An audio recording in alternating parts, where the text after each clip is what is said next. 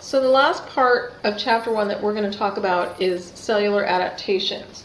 So our cells have mechanisms by which they can adapt their growth and differentiation to different conditions in the body.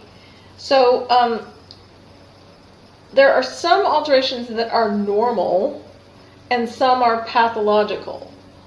So we'll talk about just different alterations and whether they're normal or pathological and the terminology associated with it. So hopefully this will be a nice short section, she said. So atrophy is a decrease in the size of cells that results in reduced tissue mass. So in this picture here, it's a cross-section of muscle cells. You can see they have the multiple nuclei. That's how you can tell they're skeletal muscle cells. Pretty neat, right?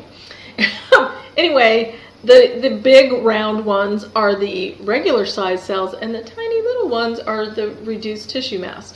So those cells have reacted to something in the body by getting smaller. A lot of times atrophy results either from lack of neuromuscular stimulation or from plain old inactivity. And next quarter at the this quarter, sorry, got to get confused here.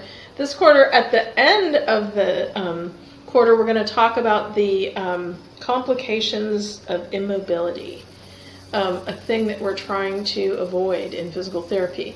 Hypertrophy is the opposite. It's an increase in cell size and results in enlarged tissue mass. So hypertrophy can be bad, like hypertrophy of the cardiac muscle because it's working too hard, because of congestive heart failure or something like that. Or it can be good, like hypertrophy because you were down at the gym pumping iron every morning this week and your muscles are getting bigger. So hypertrophy could be normal or pathological. Hyperplasia is an increased number of cells that results in an enlarged tissue mass. Hyperplasia is normally pathological. So it can be a compensatory mechanism to meet increased demands. So in that case, it's not necessarily pathological, but it can also be pathologic when there is some sort of imbalance in the body. So like a hormonal imbalance can cause hyperplasia.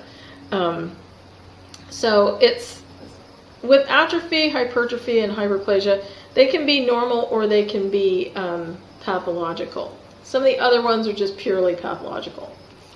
So metaplasia is where one mature cell type is replaced by a different mature cell type.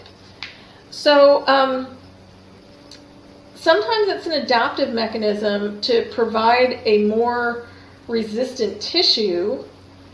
And the example they give in the book is where your epithelial cells are in the respiratory tract are changed in smokers. They're adapting to that cigarette smoke.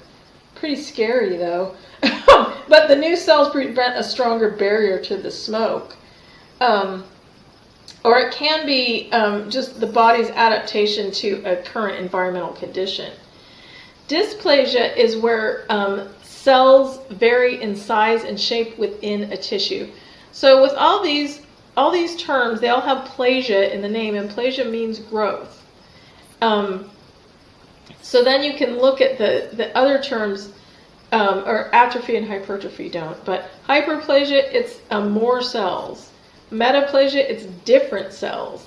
Dysplasia, it's weird cells. So dysfunctional, dysplasia. Abnormal architecture and arrangement. So the cells vary in size and shape within an individual tissue. There might be increased mitosis. It could be from chronic irritation or infection, or it might be a precancerous change. So cellular dysplasias are not good. The detection of cellular dysplasias is the basis for a lot of routine screening tests, such as a pap smear. Anytime when they take tissue samples and they're looking for changes in the cells, detecting dysplasia can help detect precancerous areas and then get rid of them or, help prevent the development of the problem in the first place. So anaplasia, ana is usually, an is usually none or not. So the cells are undifferentiated. They don't have the right nuclear and cell structures. It's almost always seen in malignant tumors, and it's something of a basis for grading the aggressiveness of a tumor. Because if the tumor is growing so fast that it doesn't have time to develop the proper cell structures, you get those anaplastic changes. That is what is indicating that it's an aggressive tumor. Neoplasia or neoplasm means new growth, and that's the nice word for tumor. So tumor, it can either be malignant or benign. Malignant neoplasms are referred to as cancer. Benign tumors don't necessarily become malignant. They're usually considered less serious because they don't spread, and they're not life-threatening unless they're found in certain locations like, the brain, or blocking your respiratory system or something like that. But for the most case, benign means it's not going to spread or do any more harm. And we will talk way more about that when we talk about neoplasms next quarter. So here's our abnormal cell growth pattern.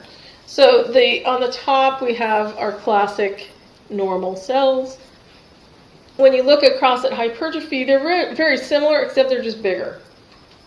So they're not weird. They don't have funny shapes. They're just bigger. Atrophy, it's like you sucked all the air out of them. They're flat.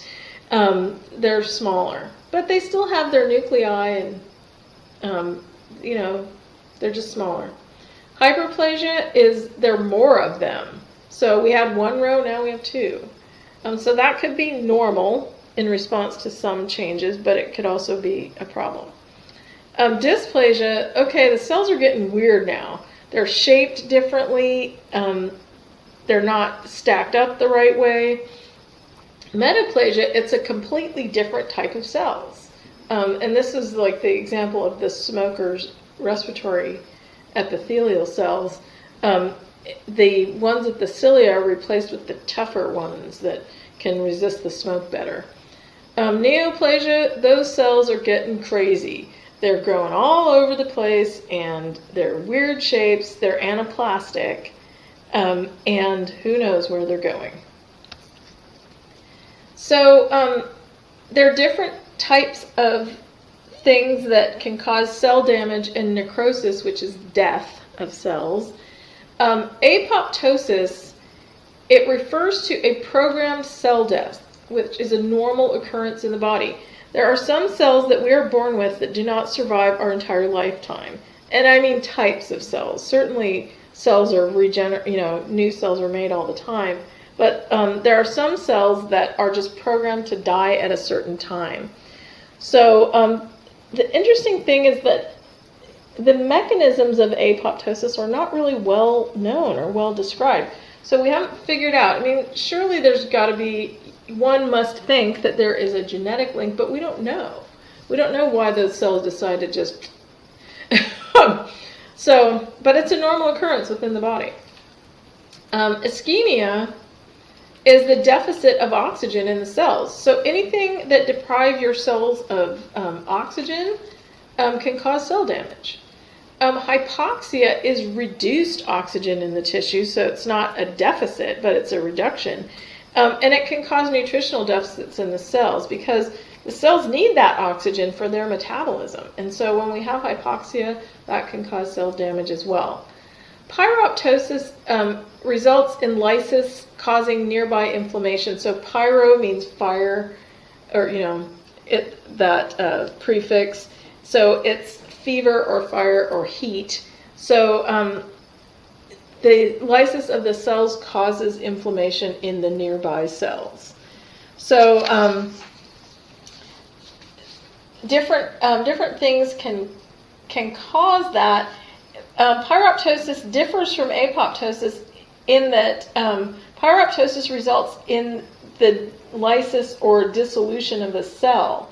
and it leaves lysosomal enzymes in the tissue which cause inflammation in the area.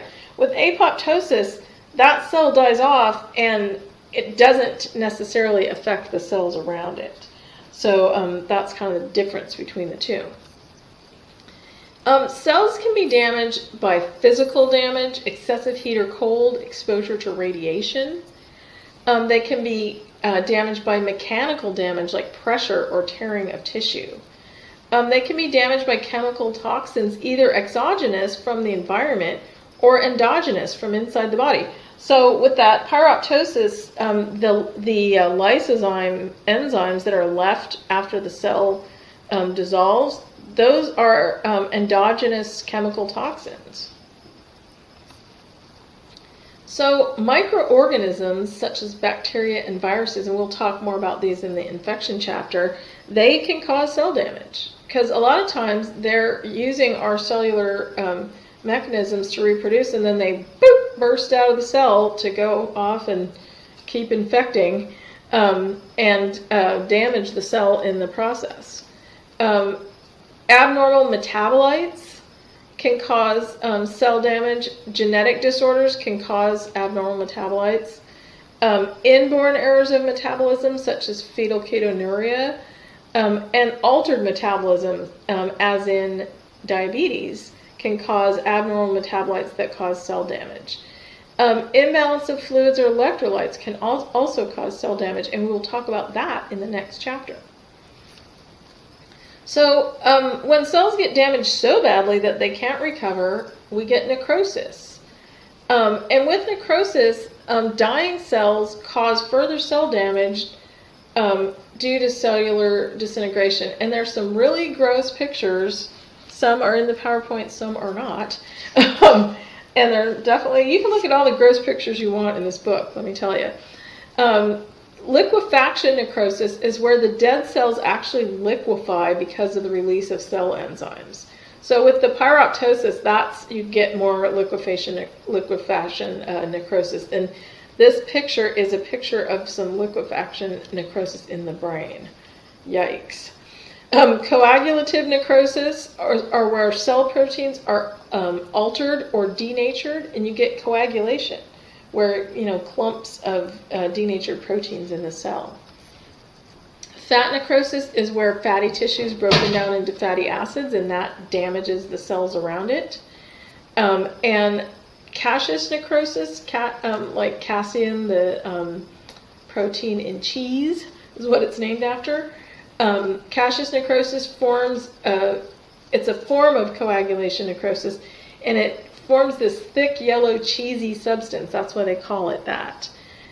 So the picture here is actually fatty necrosis of the mesentery, and that does not look good. So this is liquefaction necrosis in the brain also. Nice. Yeah, don't eat while you're watching the pathology lectures. Or, I don't know, you might have a strong stomach. This is coagulative necrosis in the kidney. You can see where those sort of clumped areas that are coagulated. An infarction is an area of dead cells that result from oxygen deprivation. So when you have a myocardial infarction, one of the coronary arteries is blocked, causing hypoxia and ischemia, and it kills off heart cells. That's why you have a heart attack. When you have a cerebral infarction, it kills off brain cells. This is not good. Gangrene is an area of necrotic tissue that's been invaded by bacteria. So this is a picture of toe gangrene. Nice, right?